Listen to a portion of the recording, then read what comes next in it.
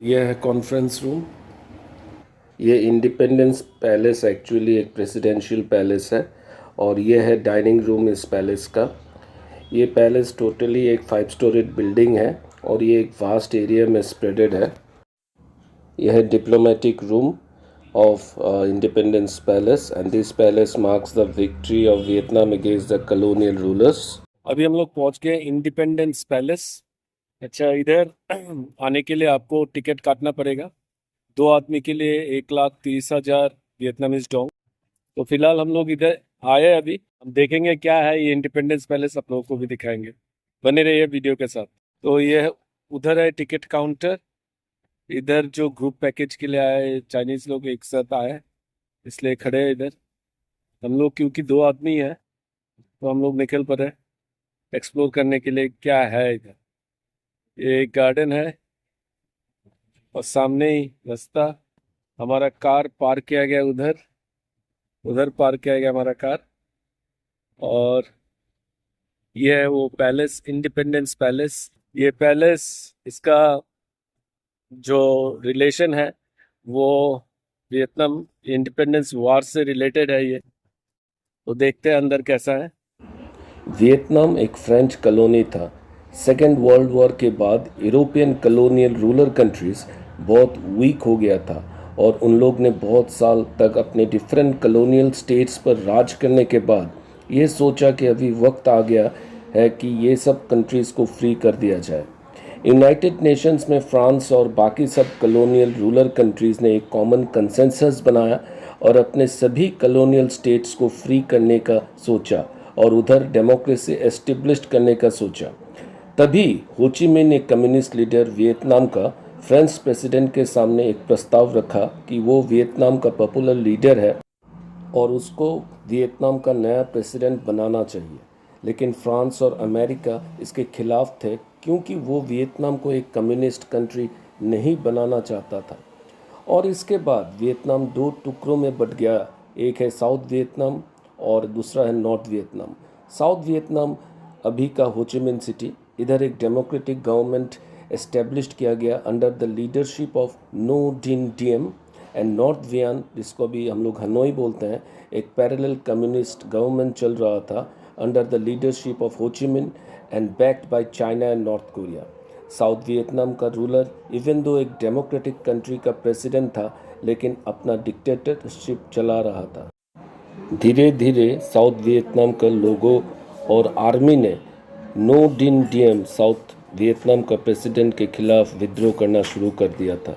और एक टाइम आया जब साउथ वियतनामीज आर्मी ने कू कर दिया और वियतनामीज प्रेसिडेंट, साउथ वियतनाम का जो प्रेसिडेंट है, उनको और उनके भाई को असैसिनेट कर दिया था। इसी का फ़ायदा उठाते हुए north Vietnamese army south Vietnam में अटैक चालू कर दिया। लेकिन अमेरिका किसी भी हालत में एंटायर वियतनाम में कम्युनिस्ट रूल एस्टेब्लिश करना नहीं चाहता था। और उसके बाद America under the leadership of John F Kennedy Vietnam में अटैक चालू कर दिया।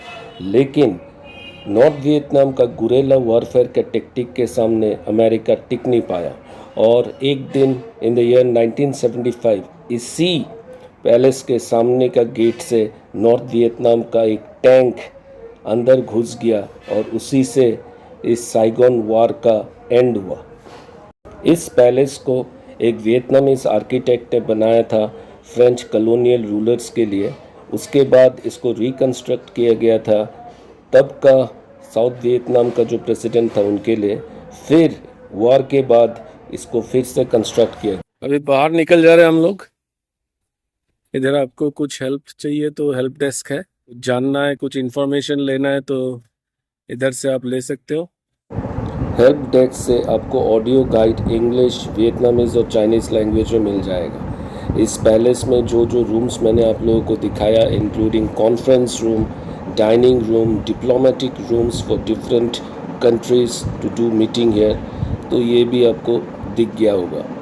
और ये जो प्रेसिडेंशियल पैलेस है बेसिकली एक 5 स्टोरीड बिल्डिंग है, बहुत ही वास्ट एरिया में स्प्रेडेड है। इसको अभी एक म्यूज़ियम में कन्वर्ट कर दिया। ये पैलेस वियतनाम का एक पॉपुलर हिस्टोरिकल मॉन्यूमेंट है because it marks the victory of Vietnam against the colonial rulers of Europe and America.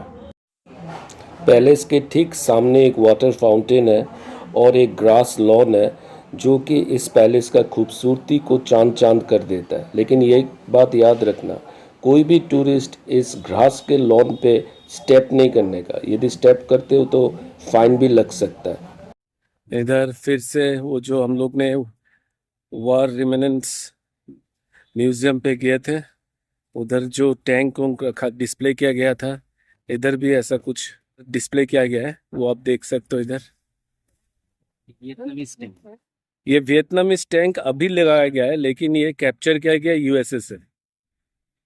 Basically Vietnam के पास ऐसा कुछ टैंक था ही नहीं पहले। तो कोई भी जो हिस्ट्री के ऊपर इंटरेस्ट रखता है, वियतनाम वॉर यदि आप लोग पढ़ चुके हैं तो बहुत अच्छा है, लेकिन यदि आप विजुअली उसको एक्सपीरियंस करना चाहते हो तो जो पहला स्पॉट है वॉर रिमेनेंस म्यूजियम, वो विजिट कीजिए, ऑरेंज इफेक्ट का विटनेस बनिए, और ये इंडिपेंडेंस पैलेस देखने के लिए आइए, तो आपको आपका नॉलेज में और ज़्यादा इजाफा हो जाएगा। तो ये कुछ लैंडमार्क्स का डायरेक्शन दिया गया है। इधर हमारा कैब बाहर खड़ा है उधर, तो एग्जिट कर लेंगे, अभी रास्ते से एग्जिट करेंगे। बहुत अच्छा लगा इधर आके, जानने को बहुत कुछ मिला। आप भी इधर आइएगा। और अभी हम लोग बाहर आ गए, हम लोग का कैब के सामने ही आप वो प्रेसिडेंशियल पैलेस, इंडिपेंडेंस पैलेस देख पाओगे। और सामने एक गार्डन है, गार्डन नहीं बेसिकली एक रेस्टिंग प्लेस है। बहुत बड़ा बड़ा पेड़ है इधर, इधर धूप नहीं है, छाया है, बहुत लोग इधर आके रेस्ट करता है। कैसा लगा वीडियो आप लोग प्लीज़ कमेंट कीजिएगा। यदि वीडियो अच्छा लगे तो प्लीज़ लाइक, शेयर और सब्सक्राइब ज़रूर कीजिएगा। Thank you.